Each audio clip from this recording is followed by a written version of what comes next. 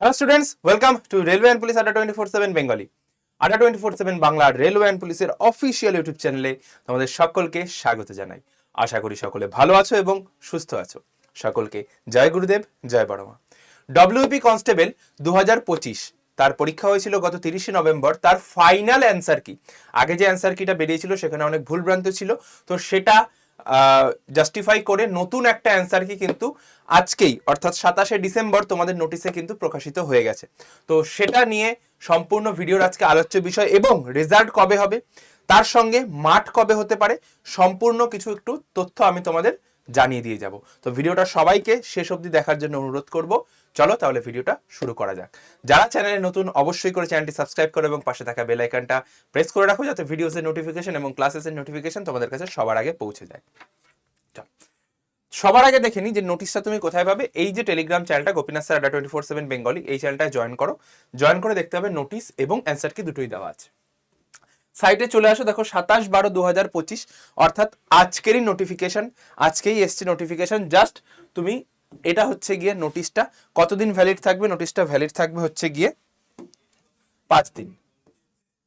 5 দিন নোটিশটা ভ্যালিড থাকবে এবং তোমার অ্যান্সার কি হচ্ছে এই হচ্ছে তোমার টোটাল অ্যান্সার কি। এটা সম্পূর্ণটা কিন্তু আমার টেলিগ্রাম চ্যানেলে আপলোড করে দেওয়া আছে, ঠিক আছে। দেখো এই যেগুলো ভুল নিয়েছিল সেগুলো কিন্তু ঠিক করে দিয়েছে। যেমন ধরো ফার্স্ট কোশ্চেনটাই ভ্রমণকারী ট্রেন বাস, এটা কিন্তু ঠিক করে দিয়েছে। তো এরকম যেগুলো ভুল ছিল প্রত্যেকটা কিন্তু ঠিক করে এটা ফাইনাল অ্যান্সার কি, এটার উপর বেস করে তোমরা যা যা অ্যান্সার করেছো সম্পূর্ণ কিন্তু রেজাল্টগুলো হবে। আর ওই যে 3 নাম্বার বা ডেপুটেশন জমা দিয়েছিল এই সমস্ত কিন্তু কিচ্ছু হচ্ছে না, কাউকে এক্সট্রা করে নাম্বার দেওয়া হচ্ছে না, কারোর কমানো হচ্ছে না। সম্পূর্ণরূপে কিন্তু তোমাদের যেটা নাম্বার সেটাই দেওয়া হচ্ছে, যেটার এই অ্যান্সার কির বেসে তোমরা যেটা পরীক্ষা দিয়েছো সেটাই কিন্তু তোমাদের করা হচ্ছে, ঠিক আছে। চলো তাহলে এটা হচ্ছে গিয়ে তোমার নোটিশ সব দেখিয়ে দিলাম। দেখো এবার হচ্ছে গিয়ে আমি তোমাদের বলবো রেজাল্ট ডেট। এই আমি তোমাদের বলেছিলাম যে ফাইনাল অ্যান্সার কি কবে আসতে পারে, ফাইনাল অ্যান্সার কি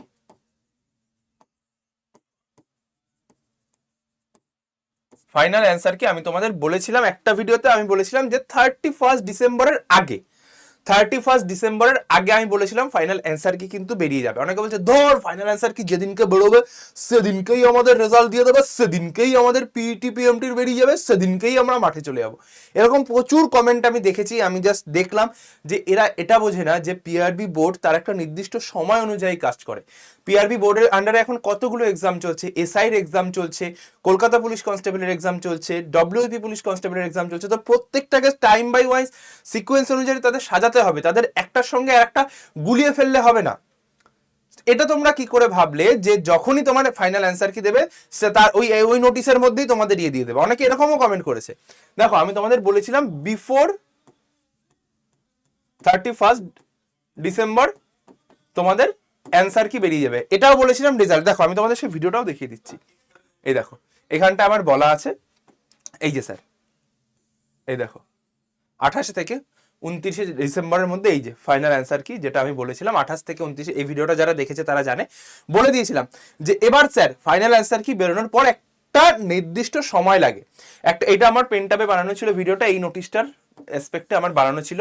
এই ভিডিওটা সম্পূর্ণ একবার একটু দেখে নিও যারা দেখোনি, ঠিক আছে।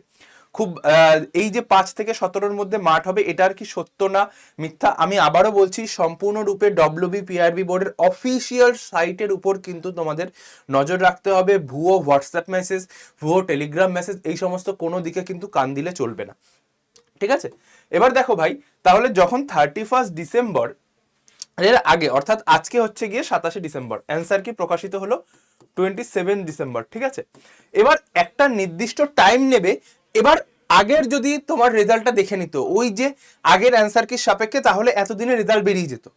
এবার এই যে নতুন অ্যান্সার কি বেরোলো, এই অ্যান্সার কির এগেনস্টে তোমার খাতা দেখা চলবে। যারা এক্সাম দিয়েছে সেই খাতাগুলো দেখে তোমার কি হবে, নতুন করে যে অ্যান্সার নতুন করে যে রেজাল্ট সেটা প্রকাশিত হবে। এই অ্যান্সার কির ভিত্তিতে তোমার আসবে রেজাল্ট।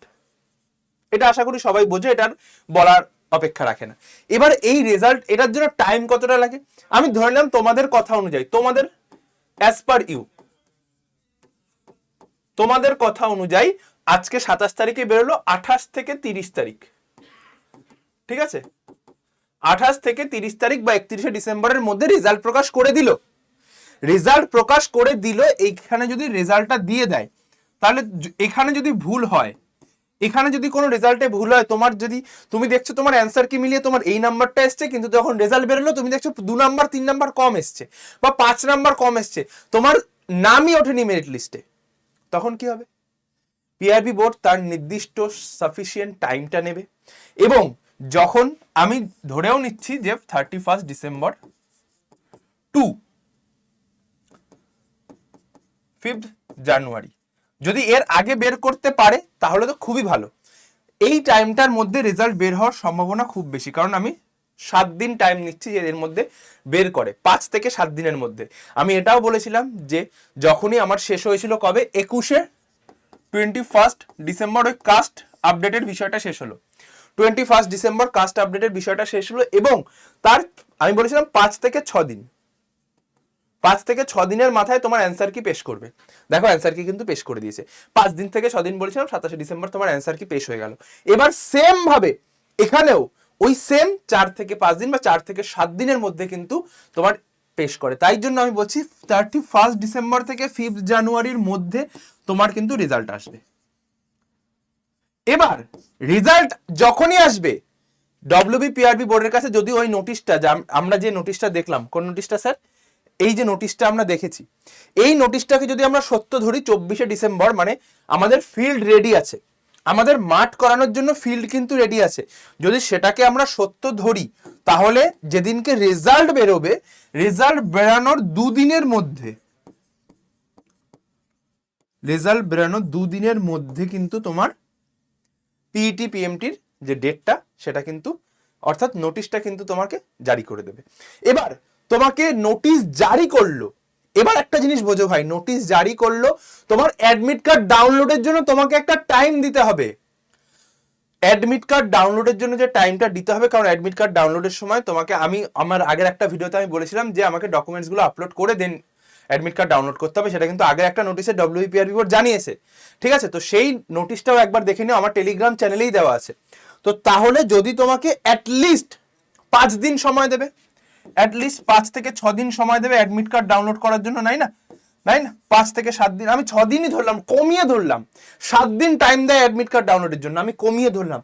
তাহলে ভাবো 31 যদি আসে, 5, 6, 7 এর মধ্যে তোমাকে শুধু নোটিশটা দেবে, এবং তারপরেও 7 দিন লাগবে তোমার হচ্ছে অ্যাডমিট কার্ড ডাউনলোডের জন্য। এবার অ্যাডমিট কার্ড যেদিন ডাউনলোড করবে তার পরের দিন তো পরীক্ষা দিতে যাবে না, তাই না? অ্যাডমিট কার্ডের লিঙ্ক যেদিনকে থেকে অ্যাক্টিভ হবে, তার পরের দিন তো তুমি পরীক্ষা দিতে যাবে না। তো অ্যাডমিট কার্ড ডাউনলোড হলো, দেন তুমি যাবে মাঠে। এবার আমি বলেছিলাম একটা ভিডিওতে, এন্ড অফ জানুয়ারি, ঠিক আছে, এন্ড অফ জানুয়ারিতে তোমার কি হচ্ছে, ফিল্ড হবে, এন্ড অফ জান অর ফেব্রুয়ারি 1। আমি কিন্তু কাউকে বলিনি মাঠ বন্ধ করতে। ভিডিওটার নিচে সবাই এসে কমেন্ট করছে এর কথা শুনে কিন্তু মাঠ বন্ধ করো না। আমি আবারও বলছি, কাউকে মাঠ বন্ধ করতে বলিনি। আমি বলেছি তোমরা অ্যাটলিস্ট আরো 25 থেকে 30টা দিন সময় পেলে, আমি এটা বলেছি, আরো অ্যাটলিস্ট 25 থেকে 30টা দিন সময় পেলে ফিল্ডটাকে আরো সুন্দরভাবে পাকাপোক্তভাবে রেডি করার, আমি এটা বলেছি। তাহলে তুমি একটা জিনিস বিচার করে দেখো ভাই, 27 তারিখ অ্যান্সার কি বেরোলো, এবার রেজাল্ট বেরোবে, দেন তোমার নোটিশ অ্যাডমিশন, দেন তোমার লিঙ্ক অ্যাক্টিভ, দেন অ্যাডমিট ডাউনলোড, দেন ফিল্ড, তাই তো? তাহলে তোমার ওই মাঠের জন্য অ্যাটলিস্ট আমি ধরে নিচ্ছি তোমার এন্ড অফ জান বা মিড জান ধরে নাও তুমি, ঠিক আছে? মিড জানুয়ারি মানে ধরে নিলাম তোমাকে সব তাড়াতাড়ি করে করিয়ে নিল, ঠিক আছে? তাহলে সেক্ষেত্রে আমি যদি ওই যেটা বেরিয়েছে এই নোটিশটাকেও যদি সত্য ধরি, এই যে 5 থেকে 17 এক্সপেক্টেড লেখা আছে কিন্তু দেখো, এক্সেপ্ট 11, 12 মানে এই 2 দিন হবে না। তো 5 থেকে 17-র মধ্যে তোমার বলছে মাঠ নেবে, তাহলে আমার যদি এটা বের করে ভাই, ওই টাইমের মধ্যে কিন্তু তোমার মাঠটা নিচ্ছে। তাহলে তুমি আরো তখন থেকে, আমি যখন ভিডিওটা বানিয়েছিলাম তখন থেকে 30 দিন বলেছিলাম, একটু ব্যাকে গিয়ে দেখবে ভিডিওটা আমি যখন বানিয়েছিলাম তার থেকে অলরেডি প্রায় আজ কিন্তু 15-16 দিন হয়ে গেছে। তো মাঠটা কিন্তু তোমরা সেই টাইম অনুযায়ী পেয়েওছো। তাহলে এবারও বলছি, আরো হাতে কিছুদিন সময় আছে, মাঠটা ভালো করে করো। তোমাকে কিন্তু অ্যাটলিস্ট বাড়িতে যখন করবে 6 মিনিট 20 সেকেন্ডের মধ্যে, 6 মিনিট 20 সেকেন্ডের মধ্যে মাঠটা তৈরি করে যাও, তাহলেই কিন্তু একমাত্র তুমি মাঠ পাস করতে পারবে। নাহলে ওই টাইটায় 6:30, 6:35 এরকম হলে কিন্তু অনেকটা কষ্ট করতে হবে, অনেকটা ফোর্স দিয়ে দৌড়াতে হবে, অনেক কষ্ট হবে। তো কোথায় কি প্রতিকূলতা থাকবে, সকালবেলা তোমার ধরো 8টা-9টার মধ্যে মাঠ পড়লো না, তোমার মাঠ পড়তে করতে 10:30-11টা হয়ে গেল, রোদের মধ্যে দৌড়াচ্ছ, অনেক রকম কনসিকুয়েন্সেস আসতে পারে, চোট লাগতে পারে, এটা যেহেতু ফিল্ড, তো অনেক রকম অনেক কিছু আসতে পারে। তো সেক্ষেত্রে বলছি যে সুন্দরভাবে সুস্থভাবে প্র্যাকটিস করো, দারুণভাবে স্ট্রেচিং করো, সব রকম স্ট্রেচিং করো, কোবরা স্ট্রেচ থেকে শুরু করে ব্যাক স্ট্রেচ, আর্চ, সমস্তগুলো করো যাতে শরীরে গা হাত পা যাতে ব্যথা না হয়। ঠিক আছে, তো এই চলে গেল তোমার সম্পূর্ণ ইনফরমেশন। আবারও বলছি খুব দারুণভাবে আমি তোমাদের বুঝিয়ে দিলাম। প্রত্যেককে বলছি ভিডিওটা শেষ অবধি না দেখে যারা কমেন্ট করবে তারা প্লিজ একবার একটু ভিডিওটা শেষ অবধি দেখো, কারণ সম্পূর্ণ ইনফরমেশন দেওয়া হয়েছে। লজিক্যালি কেউ ভাবে না, সব ডব্লিউবি কনস্টেবলটাকে নিয়ে সবাই ইমোশনালি ভাবে, এটাই হচ্ছে অসুবিধা। তো আচ্ছা, তো এই ভিডিওতে আমি আমার নাম্বারও দিয়ে দিলাম, যার যা বলার, যদি কিছু বলতে হয়, স্যার আমার এই সমস্যা হচ্ছে, আপনি ভুল বলছেন, এই নাম্বারে তুমি আমাকে 8টার পর কল করো, আমি সবার ফোন রিসিভ করি। ঠিক আছে, যদি কোনো কারণে ধরতে না পারি আমি ব্যাক করে নেব। ঠিক আছে, 8টার পর কল করো, আর অবশ্যই করে হাই পাঠিয়ে মেসেজ করে ডিফেন্স গ্রুপ এবং টেলিগ্রামে 3 নম্বর লিঙ্কটা টেলিগ্রামে জয়েন হয়ে যাও। ঠিক আছে, বা এখান থেকে তুমি ডিরেক্ট টেলিগ্রামটাতে জয়েন হয়ে যেতে পারো, গোপীনাথ স্যার আড্ডা 24/7 বেঙ্গলি এই চ্যানেলটা থেকে। ক্লিয়ার? তো এই সমস্তটা টেলিগ্রামে দেওয়া থাকবে। চলো ভিডিওটা আর বেশি লেন্থি করলাম না, সকলে ভালো থেকো, সুস্থ থেকো, আর যুদ্ধে থেকো, প্র্যাকটিসে থেকো, দারুণভাবে মাঠটা প্র্যাকটিস করো। এবছর সিলেকশন কিন্তু চাই। সকলের সঙ্গে দেখা হচ্ছে আমার রেগুলার ক্লাসে ঠিক দুপুর 3টায়, এবং শনিবার আজকের স্পেশাল ক্লাস রয়েছে দুপুর 12টায়। ঠিক আছে, জানি না এই ভিডিওটা আপলোড হতে কত সময় নেবে। আমার প্রত্যেক শনিবার দুপুর 12টায় স্পেশাল ম্যাথ সেশন, এবং সোম থেকে শুক্র রিজনিং এর সেশন চলে দুপুর 3টায়। সকলের সঙ্গে দেখা হচ্ছে রেগুলার ক্লাসে এবং পরের ভিডিওতে। সকলে ভালো থেকো, সুস্থ থেকো, জয় গুরুদেব, জয় বড়মা। অবশ্যই করে চ্যানেলটা সাবস্ক্রাইব করো। টাটা।